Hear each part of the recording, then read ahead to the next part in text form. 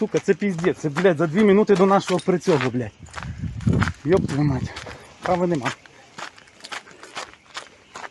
Йобаний в рот. Before we continue, we invite you to follow our channel, the only American show reporting live from Ukraine every day.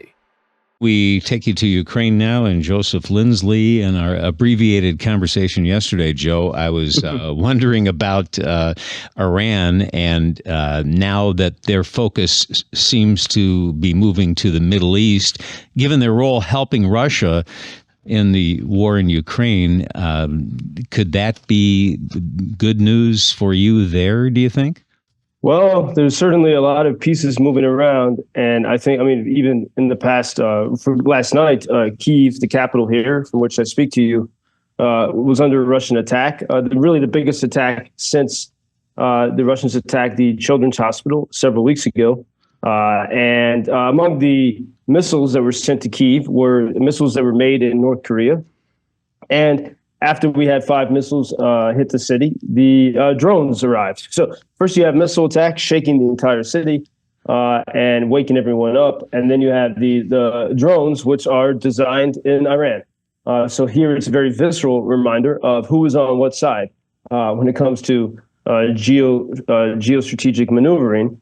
Clearly, North Korea and Iran are friends with Russia and Hamas as well. I mean, Russia has never, has been delicate in the way it's spoken about Hamas's attack upon Israel, and has met with leaders of Hamas and leaders of Iran.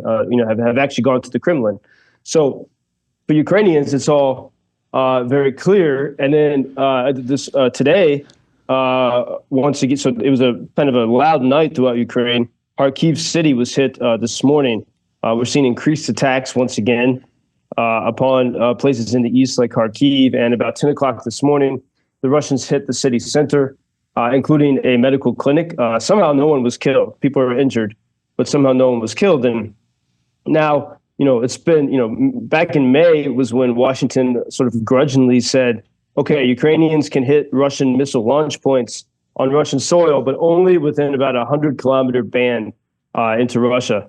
And so Russians now have had time to adapt, and now they can, these current attacks are happening from deeper within Russia. And the Ukrainians are very closely paying attention to what might happen with Iran and Israel. But they're seeing some familiar words. For example, the White House is urging, no escalation. And I think, for Ukrainians, that word doesn't, it's always a burden upon Ukraine not to escalate. And Russia continues to escalate day by day, taking the lives of Ukrainians. And even as tends to get kind of missed a lot, but in the ground war in Donbass, the Russians are now steadily progressing toward a small city called Pokrovsk, a city that I visited before. They're moving down the road to that city. People have to evacuate, and the Russians are not being stopped there in the east. We could call that an escalation, but no one does. And so I think with the Ukrainians there, I think we're going to watch and see whether there'll be a stronger, whatever Iran does, will there be a strong response from Israel and its allies? And I think in some ways Ukrainians are feeling a little bit ignored. But then on the positive side, of course, I mean, we have the F-16s, and there are more and more. I mean, I hear people that tell me that they've seen them or they've heard them, sort of like this mystical presence throughout the country, and that obviously gives Ukrainians a boost.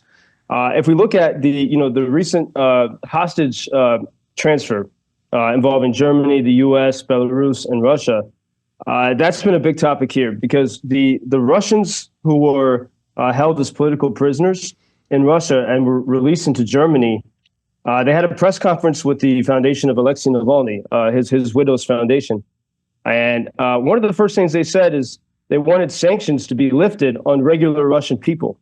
This infuriated Ukrainians. They say, so Washington and Berlin worked to free Russian dissidents while Ukrainians are still held captive in Russia, including Ukrainian children, have been kidnapped or taken away. Ukrainian kids taken from orphanages or from their families. If they were in places like Mariupol, many of them forced to, their names have been changed and they've been adopted into Russian families. So you have children kidnapped, and then Washington and Berlin worked to free Russian political prisoners. And the first thing that these Russians say when they're free is, "Oh, we need to lift some sanctions on the Russian people." That has upset a lot of Ukrainians. Although there are a few who say that there's some kind of point to that.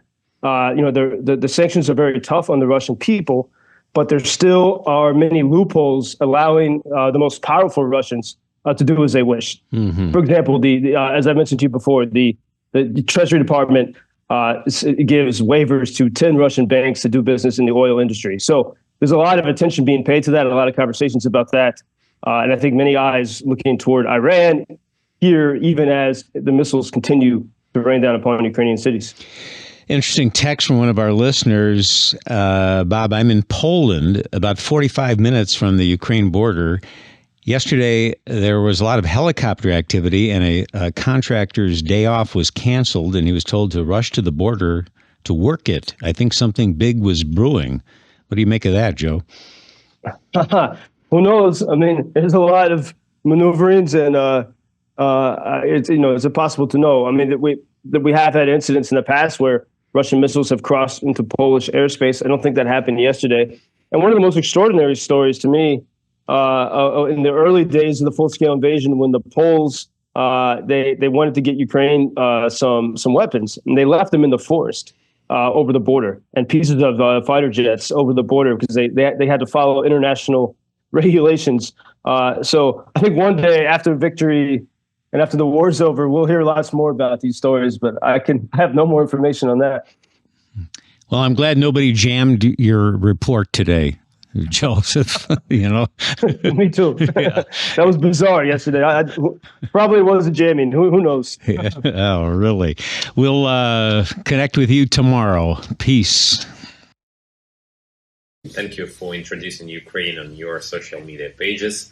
That's very important, that much more people can get more information about the situation here and how everybody can help Ukraine to stay stronger and to save all the world. Что он сказал?